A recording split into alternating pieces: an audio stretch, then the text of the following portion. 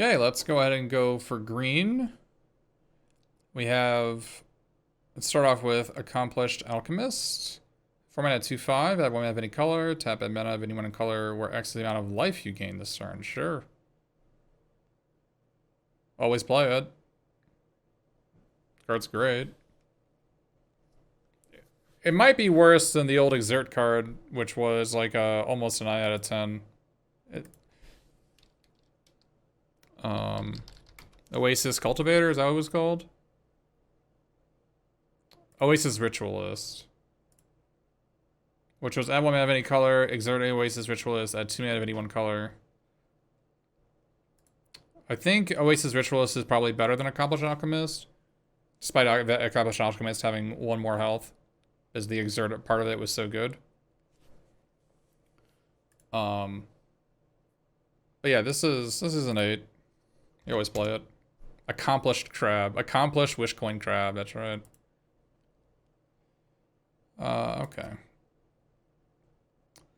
We have Augmenter Pugilist. 3 cost 3/3 trample, as long as you control 8 or more lands. I guess +5/+5. This card's great. We have a backside. Choose target creature you control. Each other creature you control becomes a copy of it until end of turn. Except those creatures aren't legendary if the chosen creature is legendary. I don't know how to really use this, but I would suspect that the backside is like a 4 or a 5, right? But yeah. 8/8 trample for 3 when you have 8 mana, or it has like, I feel like it's like a 3 cards in 1. It's like a 3/3 trample for 3, 3 cost 8/8 trample, or whatever the backside is, right? Yeah, this card's good. It's an 8. You wouldn't play it for the unless you had the green side. The blue card you wouldn't play. Dragon's Guard Elite, 2 cost 2/2. Magecraft, whenever you cast a copy instant or sorcery spell, put a counter on this. Nice. Pay 6, double the amount of counters on this. Nice. Giant fellow. Another giant fellow. Just a big creature. We have a theme for green.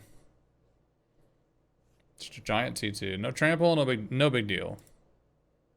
The threat of that, it's not sorcery speed on the double. So you can just attack if they don't block. You can do it. If they do block, you don't have to worry about it, right? So. Alright.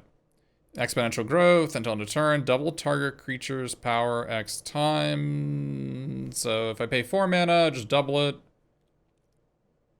If I pay 2 mana, nothing. If I pay 6 mana, double it twice. If I pay 8 mana, double it 3 times. So if I pay 6 mana on a 3/3 flyer, it turns into a +9/+9. Oh, +9/+0. It's not even toughness. It's not even toughness. It's just power. Yeah, I'm on. No. This is like a 3 or a 2. I'm off it.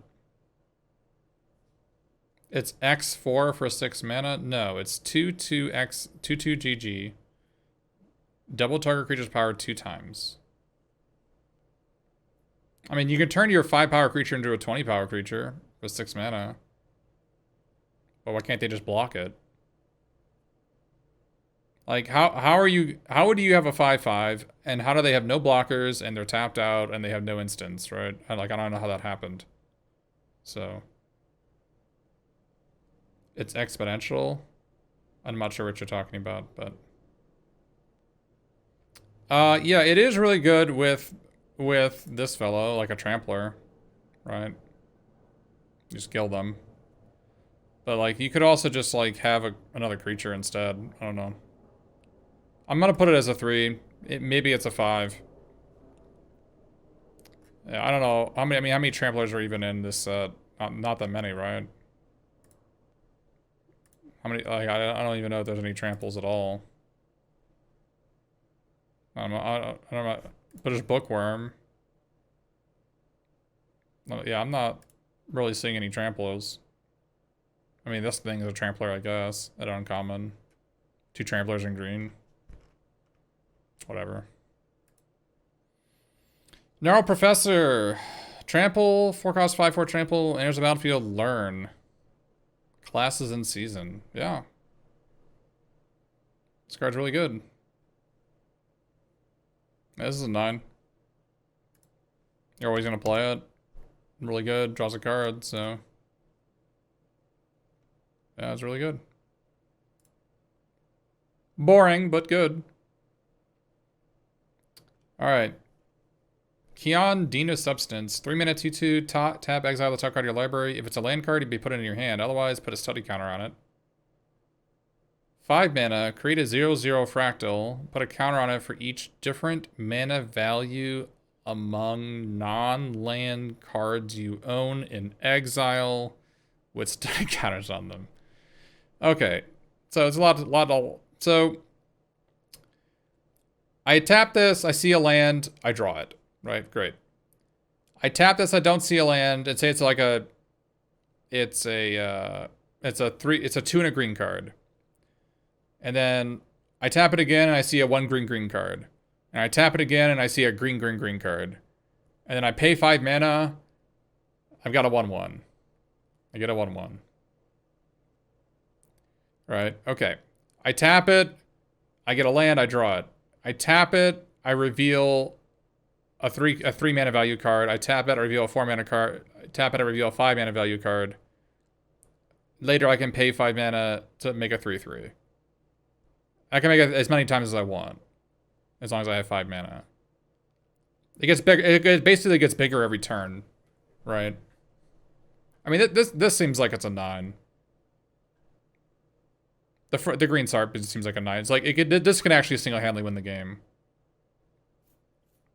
Because every single turn, because like the 4 and a green ability doesn't require you to tap it, so you're using the tap ability every turn, and it's either giving you lands or it's making it so your fractals are bigger. Gray Ogre. It is not a Gray Ogre. It is not a Gray Ogre. All right. 4 cost 3/3 flyer. X blue. Exile the top X cards of your library and put a study counter on each of them.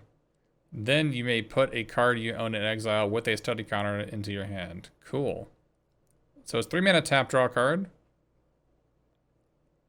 And then if you pay like 6, next turn you can actually pay blue to tap to put another card in your hand. Okay. Yeah, Unreal Mistake. To talk about the front side, you're 100% correct. You're 100% correct. Dryad Greenseeker was an almost 10 out of 10 card.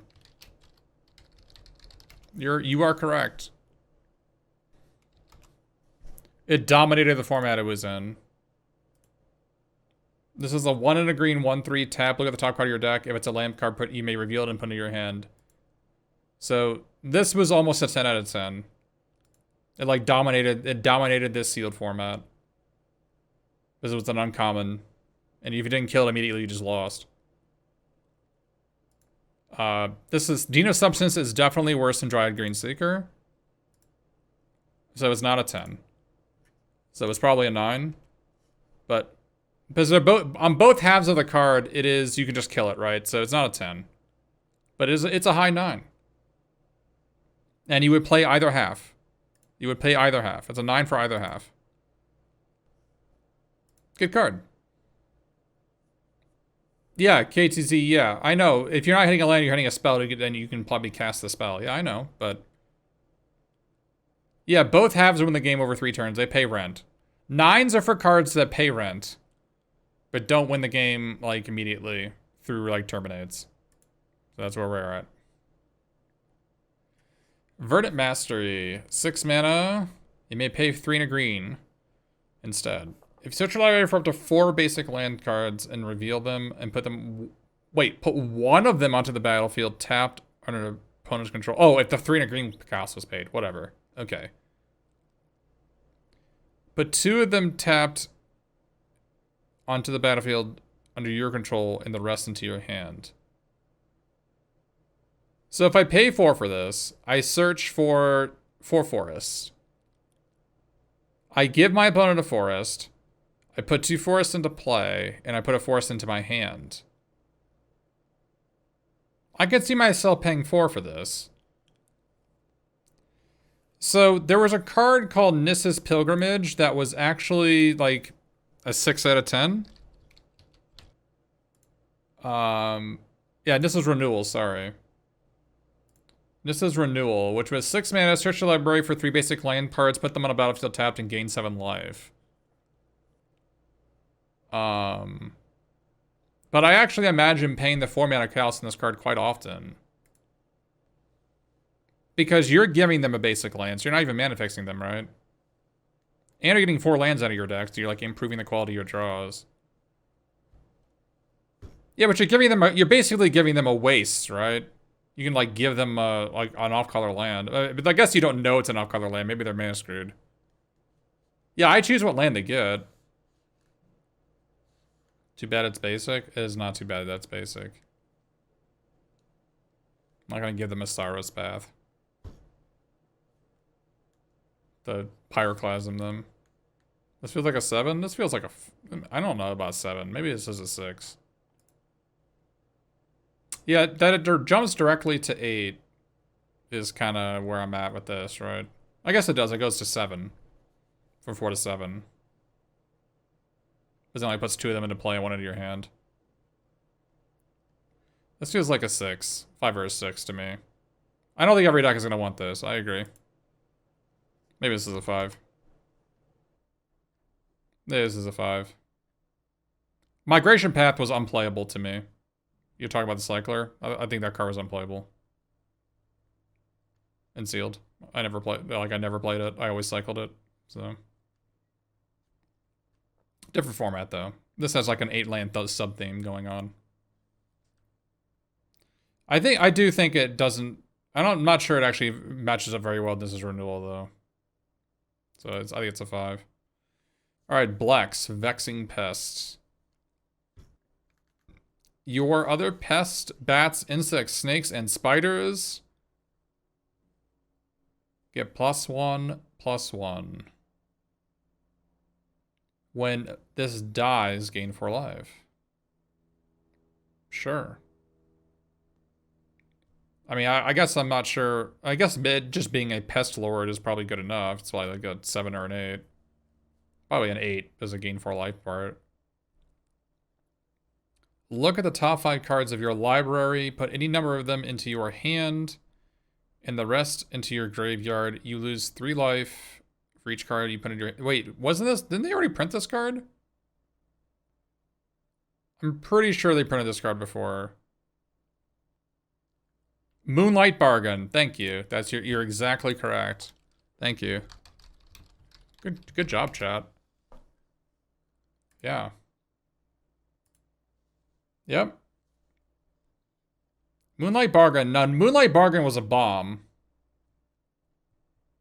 Which was, look at the top 5 cards. For each card you may put in your graveyard unless you pay 2 life. This was like it was also an instant. This costs 1 less. But you have to pay 3. And it's sorcery. So realistically, what is this card? Realistically, this is probably a 4 mana draw 3. Lose 6, lose 9. 4 mana draw 3, lose 9. Yeah. Maybe it's a 4 mana lose 6 draw 2. Even then. It's probably a draw 9. It's probably a draw 3, lose 9. But the upside is if you have cards like if you have cards that have lifelink, right? Like if you have cards like Essence Infusion, and if you have cards like Leech Fanatic, And you may have a surplus of life. And your life total is a resource. And you can use it to draw 5 cards. So, yeah, it's Mick Winsauce. That's a really good point. I played with Sylvan Library enough. Like, Sylvan Library is a vintage card. And you have to pay 4 life per card. And, like, you maybe do it a couple of times a game. But, yeah. You can pay 15 life on turn 4 if that's what you think you're gonna do. You can do it. I mean, you would discard a hand size, so you probably wouldn't do that, but I think this is at least an 8. It might be a 9. I think if you're green black, I think if you're green black, this is a 9. But either half individually, I think is an 8. So I think it's a 9, and it might actually be close to a 10 if you're green-black, actually. It might be close to a 10. Because you know what I'm thinking? There's some raised deads in this format, right? So it's a creature that has this on the back of it. So, like, you might be able to raise dead this, like, this search for blacks. Yeah, I know there's that restock, but isn't there like a rebuy a creature card? There has to be a raise dead in black somewhere, right? Oh, there is. Isn't there? I think there's a rebuy somewhere. Is there a rebuy lesson? Is there a raised dead lesson? No, it doesn't look like it. No. I think there's raised deads in this set. This actually might be a 10. I'm actually gonna put this as a 9. This actually might be a 10 if there's raised deads in the format. If you can raise dead the search for blacks, that's just dumb. That could easily be a 10. All right, ecological appreciation. Search your library and graveyard for up to 4 creatures with different names that each have mana value X or less, and reveal them. An opponent chooses 2 of those cards. Shuffle the chosen cards into your library and put the rest onto the battlefield. Okay, let's imagine this. Let's imagine I pay 5 mana for this. If I pay 5 mana for this, I search my deck and graveyard for up to 4 different creatures that have mana value 2 or less. And I put 2, and my opponent chooses 2 of them to put them into play and to put the other ones back into my deck. If I pay 5 mana for this, it's X equals 2. If I pay 6 mana for this, I search for 4 3 mana value cards, or a 3, a 2, and a 1, or what have you. And I get the 1 and 2 likely. But ideally, so if you have 6 mana, the ideal thing is you find 4 creatures with mana value 3, and you get 2 of them. Yeah, and it does rebuy them, because it searches your graveyard and it puts the one that you don't choose back into your deck. But 7 mana is where you're going, right? But at 7 mana, you're getting a 4-drop and a 3-drop likely. Right? You're probably going to get, like, at 7 mana, you're getting probably 3 4s and a 3. And your opponent's going to give you the 4 and the 3. If you choose only for 2, then your opponent will choose both of them and put them in your deck and you get nothing. Which doesn't seem great. We get rid of this Moonlit Bargain. This has potential. For 8 mana, you're probably getting a 4 and a 5-drop. And that's good. I think at 5 mana, you're getting a pair of 2/2s. Maybe. And at 8 mana, you're probably getting a 4-drop and a 5-drop. Or a pair of 5-drops. I like this card. I think this is pretty flexible. And it's a spell that puts creatures into play. And it's a tutor. It could potentially be better than that, because if you have like some rares that your opponent doesn't want to give you, then you might get like a vanilla like 4/4 instead of like a 3/3 rare. No, you put them onto the battlefield. I know they I know they have different names. I know they need to have different names. I know. But yeah, the fact that it searches your graveyard is good, and if it also puts them back into your deck if they don't get chosen. So like it improves the quality of your deck. I like this card. I think it's pretty flexible.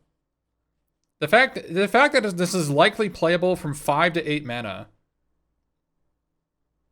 Yeah, I think at X equals 3, it is easy for you to reveal 3 different mana value 3 cards and put 2 of them into play. I don't think that's hard. You're probably gonna have 5 or 6 3-drops in your deck, right? Even if you get a 2 and a 3-drop for 6 mana, that's not terrible. But it starts to really shine. No, you always search for 4 cards. Always, it doesn't matter what your mana value is, you always get 4 cards. Assuming that you have them in your deck or graveyard. If you just pay 3 mana, you can just put 2 0-drop creatures into play from your deck. Yeah, you've got like Ornithopter, Phyrexian Walker, and Memnite, and something else. I don't know, a Kobold. You get 2 of those into play for 3 mana. Shield Sphere, there you go. Well, yeah, obviously you don't play the card if you don't know the contents of your deck. If you don't know what you're going to grab, it's a thinking person's thing. I like this card. I think it's a 7. I think there's a 7 or a 6. I like it. It's complex. It also exiles itself, which is weird. You know what's weird to me? That the exile is like an after... I feel like they could have had a line break and then says exile this card. But to me, I think people might forget that it exiles itself. Yeah, you have to build your deck around this if you have it in your deck, but I think that's a thing you can do. Oh, you did that to the Dragon Wrath card? You're right. This thing? Yeah, that's what I'm talking. You're correct. Thank you. Good call. On Draconic Intervention, they had the exile part at the bottom. It was a line break into the exile this card. And then on this one, they just didn't do that. It would definitely fit on the card because it's like Ecological Appreciation is already on the next line. It would just move the exile from after the period to like the literal next line. But anyways. I like this card. I like this card. Oh, you can go find Grinning Ignis with this. That's kind of cute. Although it might not be very likely that your opponent's going to give it to you, but yeah. All right, cool. This is a cool card. I'm looking to play with this and see what it's like. Maybe it's a 6. Maybe it's a 6 out of 10, but I think you're going to play it. I'll put it as a 6 just to like be safe. You're probably going to play it. It's on the bottom end of playability. It might be better. You have to think a lot. Maybe people don't want to think a lot. All right, now we're going to go to what everybody really wants after this.